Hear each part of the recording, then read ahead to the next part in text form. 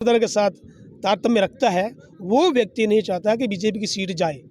ठीक है। अब एक और परिस्थिति है, लोगों ने, या यूं कहूँगे कि जो पिछले जो चुनाव आए, पिछले जो सरकारें आई, उन्होंने हमें मानसिक रूप से एक प्रकार से बिल्कुल पंगु बना के रख दिया। ठीक है। इसलिए प्रत्येक स्थान पर, हर स्तर पर देखा जाए तो भ्रष्टाचार चरम स्थिति पर है। ठीक है। अब भ्रष्टाचार जो वो हमारे लिए व्यवधान पैदा कर रहा है। अब यहाँ पर स्थिति यहाँ तक है, कुछ लोग जाते हैं और अगले आदमी को, जो अधिकारी उसको पैसे दे देते हैं और कह देते हैं भी अपना काम तो हुआ। ठीक है। इसके लिए सरकार को चाहिए कि ऐसे भ्रष्टाचार करने वाले और करवाने वाले, उन दोनों के विरुद्ध कार्रवाई हो। और जो ऐसे लोग अपना अपना काम की, जैसे अभी एक मेरा प्रश्न है, मैं 2012 से तैयारी कर रहा हूँ, सेकेंड ग्रेड के टीचर के लिए मैं ट्राई कर रहा हूँ, एक अध्यापक के लिए। तो उसमें मैंने ये भुगता है, मैंने अनुभव किया है, पिछले जितनी भी सरकार आए हैं, मैं वसुंधरा जी को स्पेशली बोलूँगा। वसुंधरा जी जो है, कोई दूध की धुली भी नहीं है वो, और अशोक जी मिले हुए हैं। उन्होंने प्रत्येक पेपर को उन्होंने सार्वजनिक रूप से, क्या कहेंगे भाई, एक प्रकार से लीक कराया है, उन्होंने पैसा ले लिया और हम आज रो रहे हैं। अब हमारे भी तो बच्चे हैं ना, हम उनको दुआएं कहाँ से देंगे, हम उनको कैसे आशीष देंगे? उन्होंने हमारे भविष्य को गर्त में डाल दिया और पेपर बांट दिए। हमारे तो बीजेपी, या यूँ कह सकते हैं कि पिछली जो सरकारें आए हैं उसमें बीजेपी के जो मुख्य जो कार्यकर्ता या मुख्यमंत्री थे, उन्होंने जानबूझकर हमारे भविष्य को बर्बाद कर दिया, तहस-नहस कर दिया। इसलिए ऐसे लोगों को नहीं चाहते हैं। हम ऐसे चाहते हैं जो वास्तव में देश के लिए प्रति समर्पित हो और देश के लिए हर प्रकार से, या यूँ कह सकते हैं सर्वांगीण विकास के बारे में सोचते हो, और जो व्यक्तिगत स्वार्थ वाली बात, स्वहित स्वसंकुचित विचारधाराओं से उठकर जो कार्य करते हैं, ऐसे हमें नेतृत्व करने वाले व्यक्ति चाहिए। चाहे वो फिर अगर सरपंच की बात करें, या फिर अब यूँ कह सकते हैं कि जैसे इसमें यूँ करेंगे कि अपने जो ग्रामीण जो है नेतृत्व है वो कर ले, या फिर नगर का नेतृत्व है वो कर ले, या फिर विधायक का, विधानसभा वाला नेतृत्व वो कर ले, और या फिर संसद वाला कर ले। सभी ऐसे चाहिए आदमी जो वास्तव में देश को समर्पित हों। और हम भी समझते हैं कुछ ऐसे नीतियाँ हैं, ऐसे जो रूल्स हैं जो वास्तव में सरकार चेंज करना चाहती है, और उन रूल्स को, उन नीतियों को चेंज करने के लिए हमें क्या चाहिए? सीधी सी बात है, बहुमत चाहिए, 66% चाहिए। और इस स्थिति और परिस्थिति को, या उन स्थितियों को पहुंचने के लिए, या वो आंकड़ा, या यूँ कह सकते हैं संख्या बल को प्राप्त करने के लिए बीजेपी विवश है। इसलिए मैं जितने भी आपके जो भी दो दर्शक हैं, उनसे मैं निवेदन कर दूंगा, राष्ट्र को पहले मानो, सर्वोपरि मानते हुए आप देश को, जो मोदी जी की योजनाएं हैं, कामनाएं हैं, इच्छा हैं, हमारे पूर्वज जिसके लिए मरे हैं, समाप्त हुए हैं, बलिदान हो गए, उनकी अगर कामनाओं को उनको पूर्ण करना चाहते हो तो आप बीजेपी को वोट दें। और मैं तो यूँ कहूँगा, अगला जो भविष्य में जितने भी जो इलेक्शंस होंगे, ठीक है ना, किसी भी स्तर के, ये जो त्रिकोणीय व्यवस्था है, इसमें आप बीजेपी को चुनो। और बीजेपी को चुनने के बाद में मोदी जी की जो सोच योजना है, उनकी जो विचारधारा है, उसको सार्थ करने का प्रयास करो। और प्रत्येक जो अपना वोट देने वाला बटन है, वो समझ के, सोच के और विवेक के साथ आप उस बटन को दबाओ।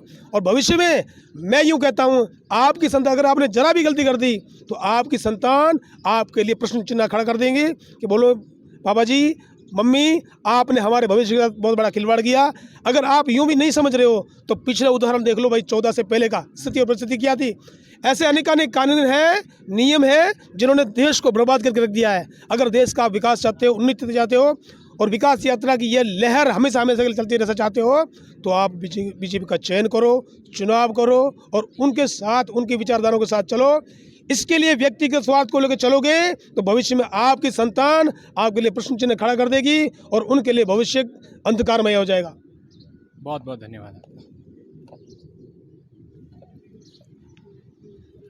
बहुत शानदार। अच्छा, क्या नाम है जी आपका? जी, मेरा नाम चंपालाल है। चंपालाल जी, मैं स्थानीय यहाँ हमारे लोकल सेडवा तहसील के कुंदनपुर ग्राम से हूँ। अच्छा, कुंदनपुर गांव से। कुंदनपुरा गांव से। क्या माहौल है वहाँ पर लोकसभा चुनाव का?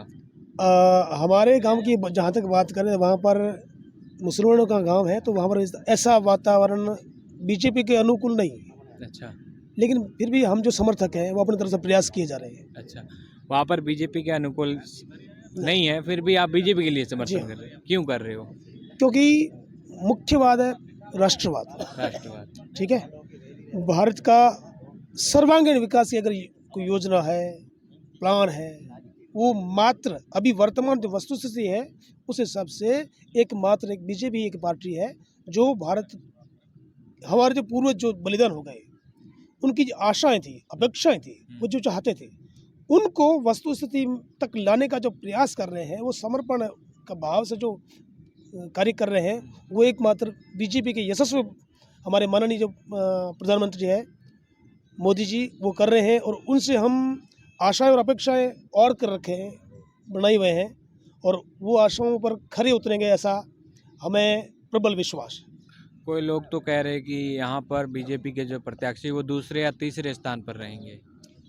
इसमें यूँ है भाई साहब कि सबसे पहले है हमारी सोच, हमारी विचारधारा, हम चाहते क्या हैं। और मैं ऐसे लोगों को यही कहना चाहूँगा कि जो लोग वास्तव में जिन्हें राष्ट्रवाद से पता नहीं है, जो राष्ट्रवाद के बारे में जानते नहीं हो, जिन्हें भारत के बारे में पता नहीं है, जो सिर्फ व्यक्तिगत स्वार्थ को लेकर चल रहे हैं ना, वैसा बोल रहे हैं। अच्छा, उनका तो प्रश्न ये है कि कैलाश जी ने किया क्या। हाँ, ठीक ये है, भी लोग कह रहे हैं। तो मैं यूँ बोलूँगा, मेरा पहला प्रश्न है कि पिछले 70 वर्षों में कांग्रेस ने ऐसी क्या क्या है उपलब्धियाँ जो आपको बताई है, बताओ। प्रश्न तो हम भी खड़ा कर सकते हैं ना। तो पहली बात है, अब लोगों को क्या चाहिए, अब कुछ तो क्या है इस प्रकार का वातावरण क्रिएट कर दिया है, मुख्यतः कांग्रेस जो पार्टी के समर्थक है या फिर पार्टी वालों ने, उनको क्या चाहिए, उन्होंने क्या किया, किसी भी आदमी को आप मानसिक रूप से, आर्थिक रूप से और यहाँ तक कि शारीरिक रूप से पंगु बनाने की योजना है इनकी, कांग्रेस वालों की। और जबकि मेरी सोच है, मुझे यूँ लग रहा है, भारत के जो यशस्वी प्रधानमंत्री है, बीजेपी जो पार्टी है, उसमें मैं यूँ नहीं कहता, उनमें से भी अपवाद हर जगह है, तो उनमें भी होगा। वो चाहते हैं कि प्रत्येक व्यक्ति या जन स्वाभिमान से युक्त हो जाए और हर प्रकार से भारत के सर्वांगीण विकास के लिए हर कोई प्रयास करे।